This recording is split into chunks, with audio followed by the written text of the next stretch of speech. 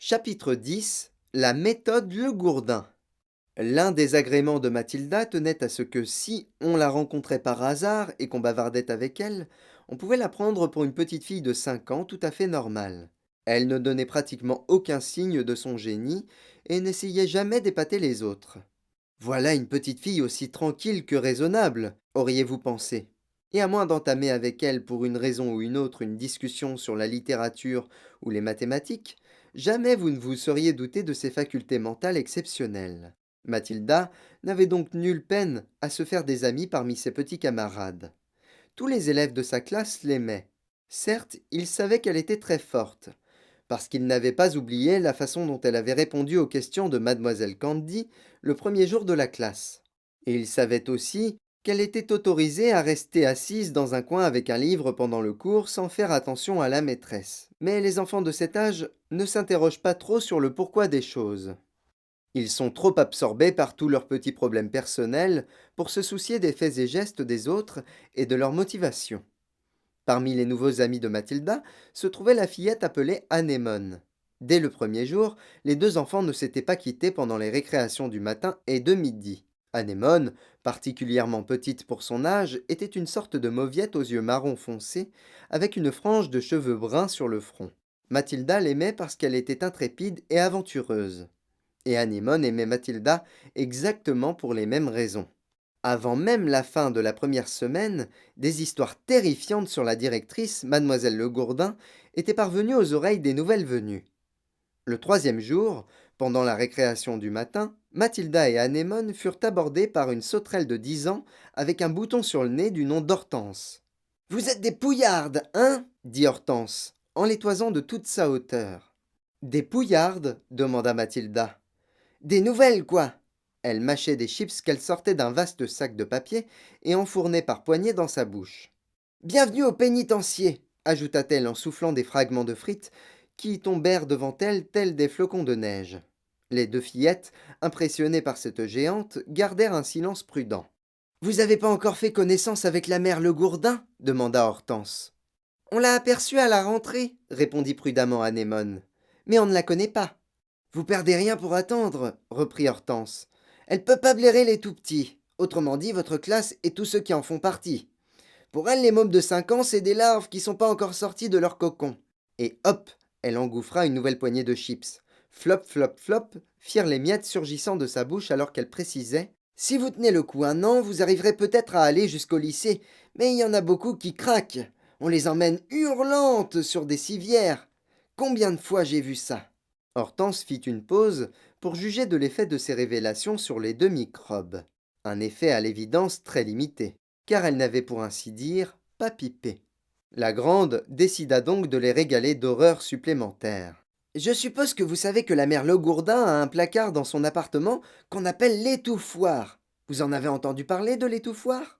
Mathilda et Anémone secouèrent la tête, sans quitter des yeux la géante. Avec leurs yeux lilliputiennes, elles avaient tendance à se méfier de toute créature plus grande qu'elles, surtout des élèves de la classe supérieure.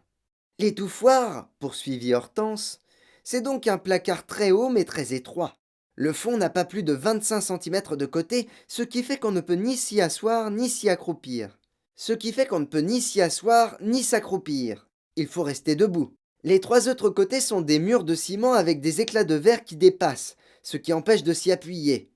On est obligé de se tenir comme au garde à vous tout le temps là-dedans. C'est terrible. On ne peut pas s'appuyer à la porte demanda Mathilda. Tu rêves, dit Hortense. La porte, elle est pleine de clous pointus qui ressortent, des clous plantés de l'extérieur, sans doute par la mère Le Gourdin. Tu y as déjà été enfermée s'enquit Anémone. Moi, 6 fois pendant mon premier trimestre, répondit Hortense. 2 fois pendant une journée entière, et les autres fois pendant 2 heures. Mais 2 heures là-dedans, c'est déjà long. On n'y voit rien, et si on se tient pas droit comme un piquet, et si on se balance un peu, les bouts de verre des murs et les pointes des clous sur la porte vous rentrent dans la peau. Pourquoi on t'y a mise demanda Mathilda. Qu'est-ce que tu avais fait? La première fois, j'avais versé du sirop d'érable sur la chaise où le gourdin va s'asseoir pour faire l'étude. C'était formidable quand elle a posé ses fesses sur la chaise.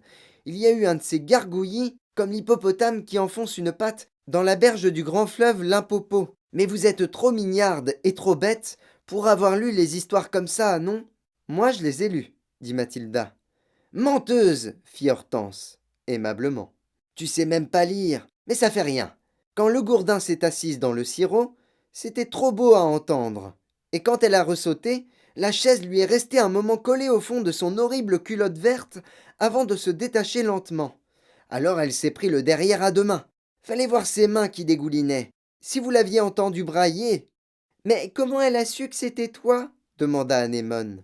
Un sale morpion, Polo Siffloche, m'a cafeté, maugréa Hortense.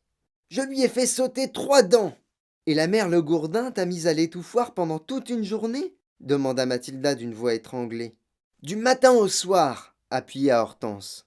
Quand elle m'a laissé sortir, je tournais plus rond. Je bafouillais comme une détraquée. Et qu'est-ce que tu as fait d'autre pour être enfermée dans l'étouffoir demanda Anémone. Oh, je me souviens pas de tout, répondit Hortense. Elle parlait en prenant des mines de vieux guerrier qui a livré tellement de batailles que la bravoure est devenue chez lui une seconde nature. Ça remonte si loin, ajouta-t-elle en s'empiffrant de chips. Ah si, je me souviens un coup. Voilà ce qui s'est passé. J'avais choisi une heure où je savais que le Gourdin faisait la classe des huitièmes. J'ai donc levé la main pour demander la permission d'aller aux toilettes. Mais à la place, je me suis faufilé chez la mère Le Gourdin. J'ai farfouillé en vitesse dans sa commode et j'ai trouvé le tiroir où elle mettait ses affaires de gym. Continue, dit Mathilda fascinée. Qu'est-ce qui s'est passé? Je m'étais fait envoyer par la poste du poil à gratter, reprit Hortense. Ça m'a coûté 50 pence le paquet et ça s'appelle du ronge-couenne.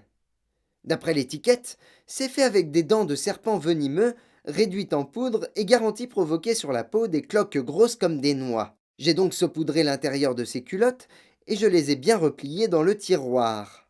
Hortense s'arrêta, le temps d'absorber un supplément de chips. Et ça a marché demanda Anémone. C'est-à-dire que 2 ou 3 jours après, reprit Hortense, pendant l'étude, le Gourdin s'est mis à se gratter comme une dingue. Ah je me suis dit. Ça y est, elle s'est changée pour la gym. L'idée que j'étais la seule à savoir pourquoi elle faisait des bonds à se taper la tête au plafond, vous pensez si j'étais heureuse. Sans compter que je risquais rien. Personne pouvait me coincer. Ça la grattait de plus en plus. Elle ne pouvait plus s'arrêter. Sans doute qu'elle croyait avoir un nid de guêpe où je pense. Et là-dessus, la voilà qui se prend les fesses à pleine main et sort en courant. Anémone et Mathilda étaient émerveillées. Pas d'erreur possible. Elles se trouvaient en présence d'une championne, d'un crack de l'expérience. Et non seulement cette fille était la reine du coup tordu, mais elle était prête à risquer gros pour arriver à ses fins. Les deux petites contemplaient cette déesse avec admiration. Le bouton dont s'ornait son nez n'était plus une disgrâce, mais témoignait de son courage. Mais comment elle t'a attrapé cette fois-là demanda quand même Anémone, haletante d'émotion. Elle n'y est pas arrivée, répondit Hortense. Mais j'ai eu droit à l'étouffoir quand même. Pourquoi demandèrent-elles ensemble. Le Gourdin, expliqua Hortense, elle a une sale habitude, figurez-vous. Elle veut toujours deviner. Quand elle ne connaît pas le coupable, elle y va au flair, et le pire, c'est qu'elle tombe souvent juste. Ce coup-là, après l'histoire du sirop, j'étais la suspecte numéro 1. Mais, même sans aucune preuve, tout ce que j'ai pu dire n'a rien changé. J'ai eu beau crier, mais comment j'aurais fait ça, mademoiselle Le Gourdin? Je ne savais même pas que vous aviez du linge à l'école. Je ne sais même pas ce que c'est que le poil à gratter. J'ai eu beau faire, mes mensonges n'ont servi à rien. Le Gourdin m'a attrapé par une oreille, m'a traîné au pas de charge jusqu'à l'étouffoir et m'y a bouclé. C'était la seconde fois que j'y passais. Une vraie torture. J'étais piqué et écorché de partout quand je suis ressorti. Mais c'est comme la guerre s'exclama Mathilda, horrifiée.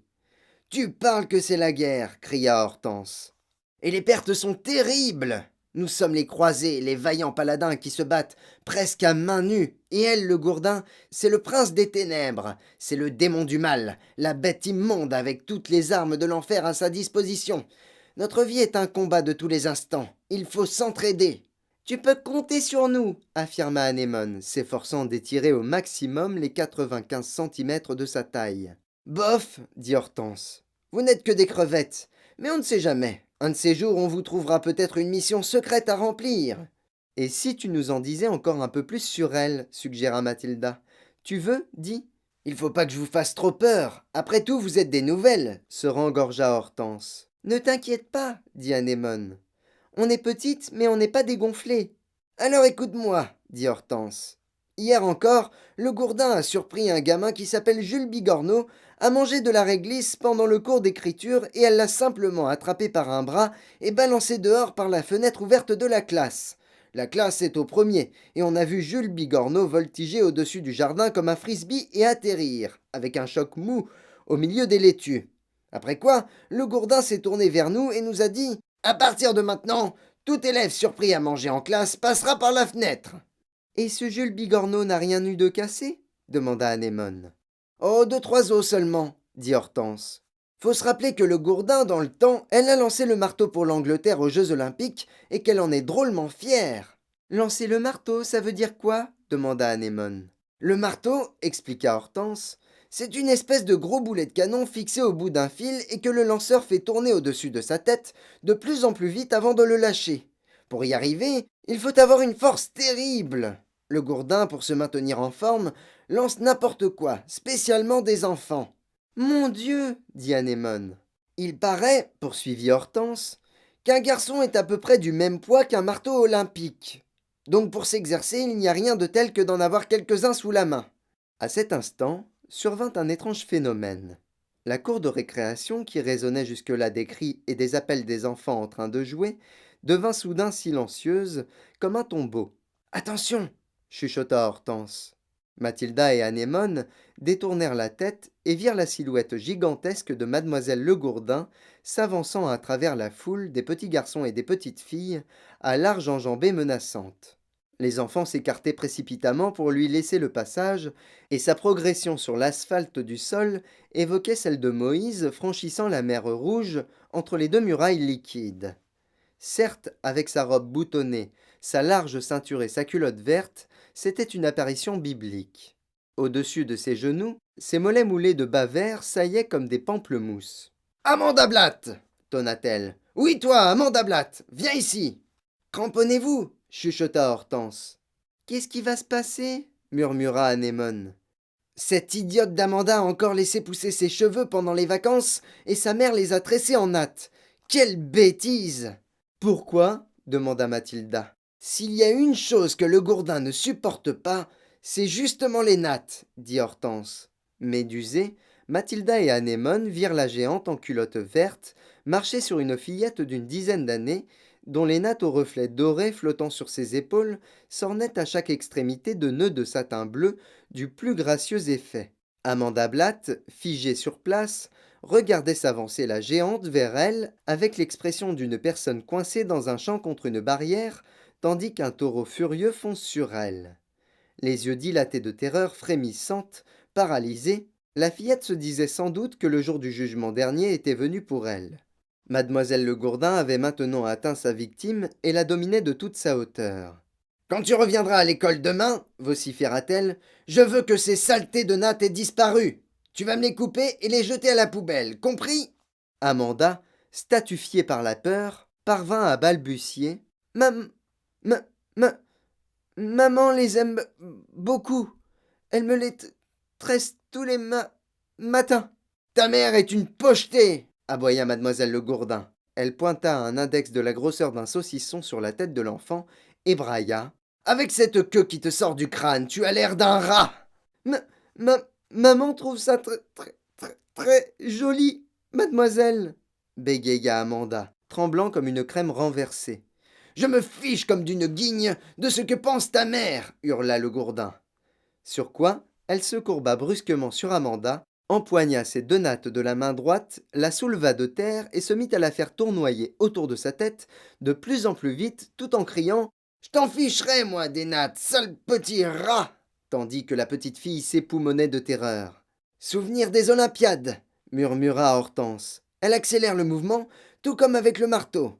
Je vous parie 10 contre 1 qu'elle va la lancer.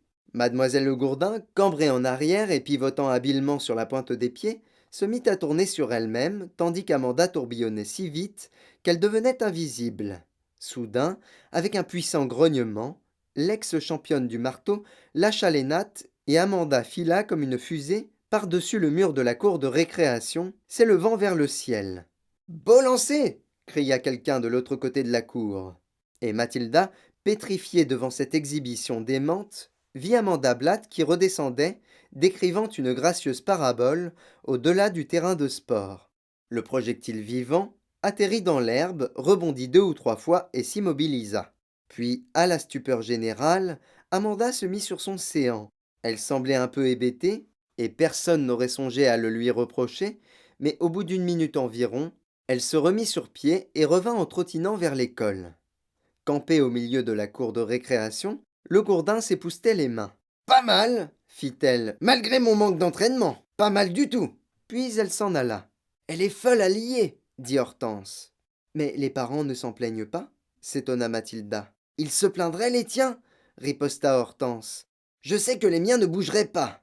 Les parents, elles les traitent comme les enfants. Et ils en ont tous une peur bleue. Un de ces jours, vous deux. Et elle partit d'un pas élastique.